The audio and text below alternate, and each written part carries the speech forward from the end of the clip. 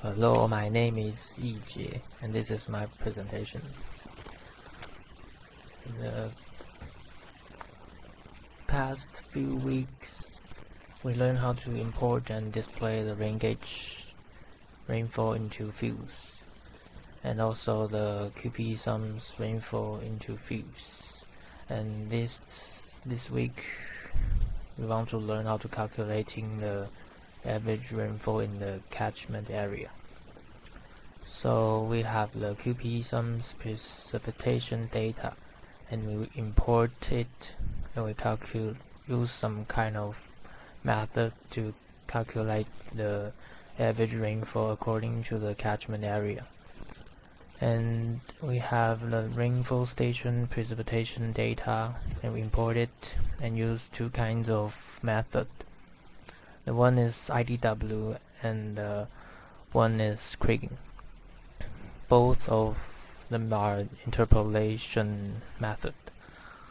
So after calculating, we have the average rainfall, and here's the step-by-step of the calculation. So first, we import the map layer files of the catchment shape file, and then we set the location sets for 0.00. And then here we have the three module config files of the qpesums, Shangping, IDW, and kriging.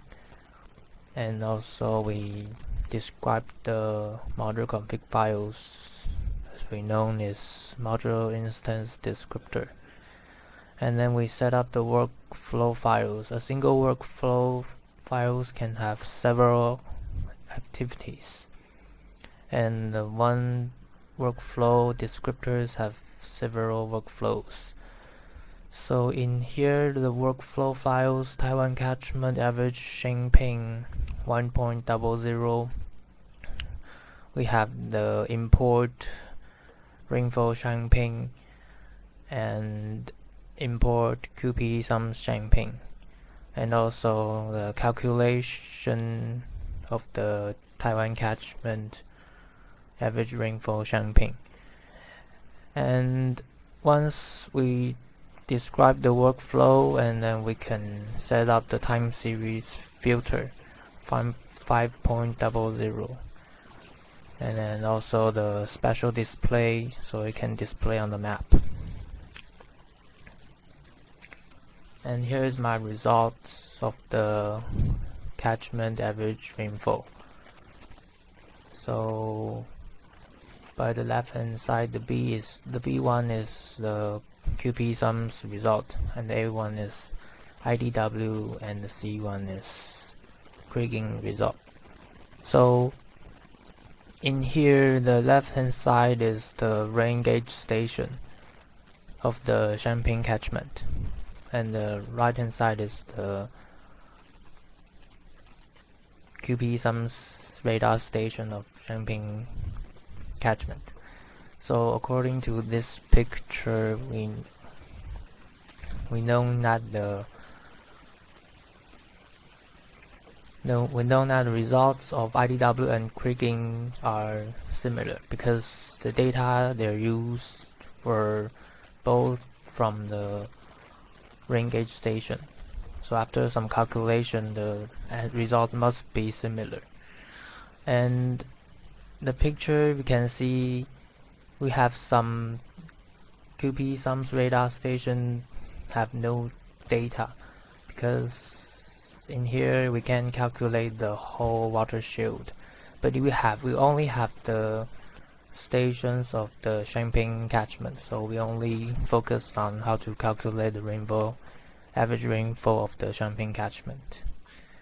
And then here I'm gonna introduce about some fun fact when I was doing the homework. So the first one is filter 5.00.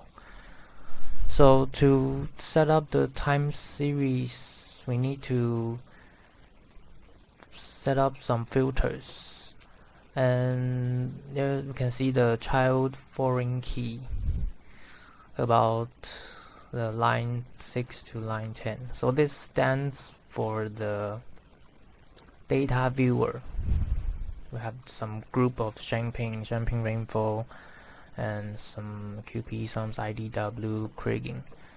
So we name the child foreign key, and then we describe it one by one. So the first one, Shangping rainfall, name Shangping rainfall, and the model instance ID in here is import rainfall Shangping, and then location sets. And next one is qpesums, and once we describe it one by one, we can display it like this picture. The time series are all set, and the data is displayed by the single of every single time. And then here is a chart of the time series. And then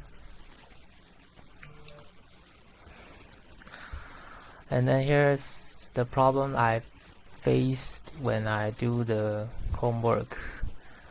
The results of the Taiwan catchment average qpesums Shangping, it won't work out until I ask the assistant Ricky. So here's the result is the line 23 relative view period. The end time I set as a 0, so it couldn't be 0. It is 24 hours, but this is only for the qpesums Shangping. And in IDW and the kriging, if I set as a 0 or 24, it doesn't matter. So this is because the data in the qpesums Shangping and the data of the IDW and kriging, it doesn't look like the same. So here's the data of the data comparison of the three of them, and we can see there's some lack of data of the qpesums Shangping. So when I set the time series of the relative view period, start and end, and I need to particularly focus on the time series of the data.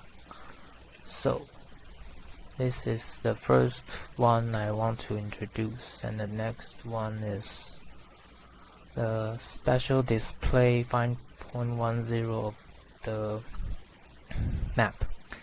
And in here we have some